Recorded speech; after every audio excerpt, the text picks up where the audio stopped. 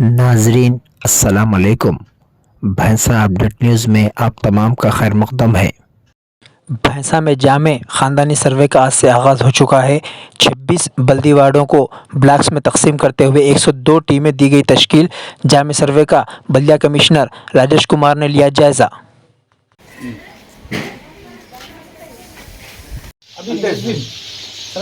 ఇప్పుడు అయితే అవసరం లేదు మెయిన్ हेड ऑफ फैमिली ले ले ये सर्वे के दिन आए अपन आए अब्दुल खदीर साहब है इनके फैमिली पूरा लेने के बाद कितने लोग हो आए वहाँ पे लिखे तो हर डोर पे लगा रहे अंदर बाहर गेट पे नको बोला ये बच्चे निकाल यहाँ सेफ है और ये नहीं रहा तो इस सर्वे మనకు రావాలంటే మొత్తం టోటల్ మనకు పేస్టింగ్ అవ్వాల్సిందే కంపల్సరీ అయితేనే నంబరింగ్ వస్తుంది స్టిక్కర్ కంపల్సరీ పేస్ట్ అవ్వాల్సిందే जितने फैमिली पे स्टिकर्स पूरे 40 स्टिकर्स 70 आरो आए नहीं 180 वరకు इजी 180 పోతే डेली करना 10 करना पड़ता है।